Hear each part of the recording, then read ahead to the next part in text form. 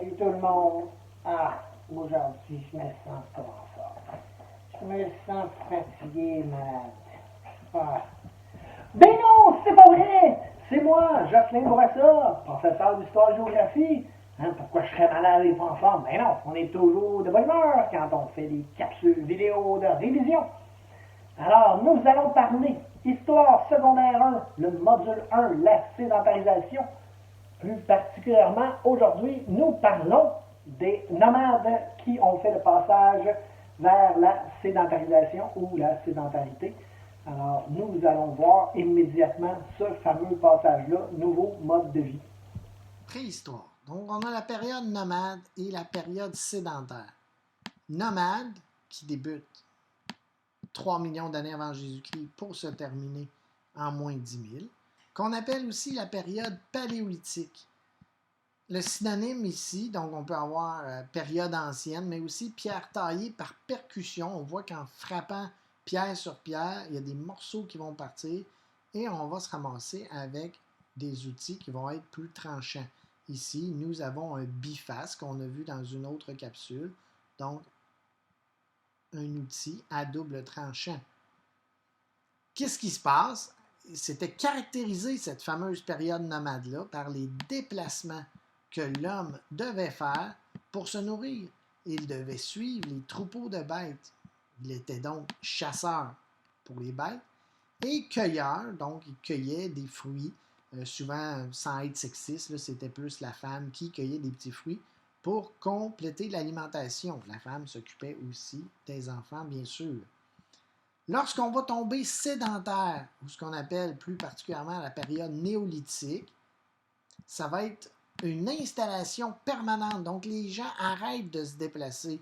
Qu'est-ce qui va arriver si on n'a plus besoin de suivre les troupeaux parce qu'on est capable d'y aller avec de l'élevage ainsi que la reproduction de cet élevage-là? Nous allons aussi être capables de faire de l'agriculture. Alors, on va s'installer dans un endroit chaud, près de l'eau, sur un terrain plat.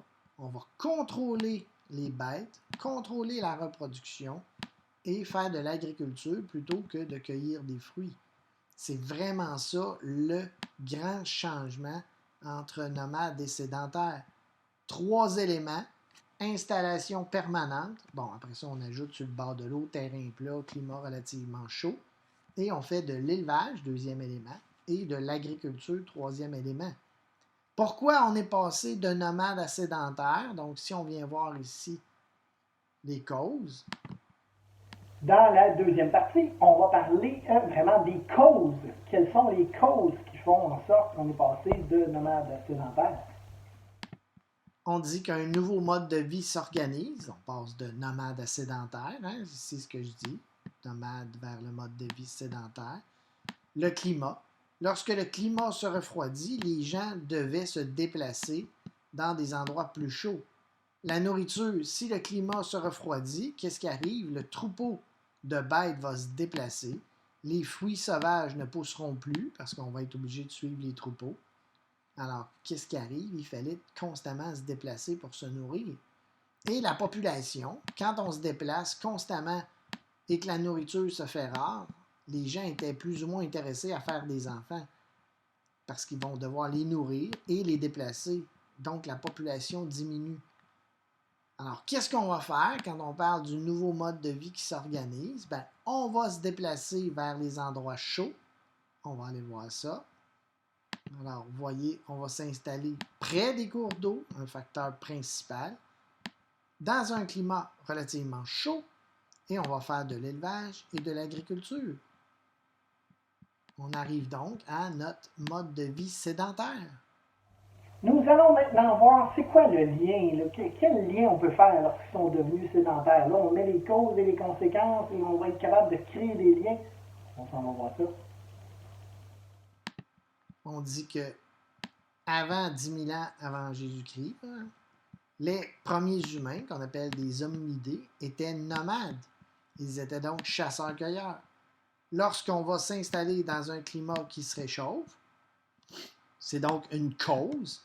Les ressources naturelles, donc les nouvelles espèces animales, abondent. C'est aussi une cause.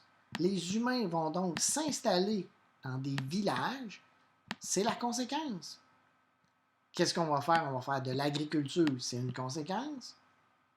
Ce lien à faire, le lien qu'il faut faire, c'est que la nouvelle pratique, l'agriculture, et le fait de cesser de chasser et de cueillir des petits fruits va apporter le changement majeur que je vous ai dit tantôt dans la façon de vivre. Ce changement majeur-là est la sédentarité ou la sédentarisation.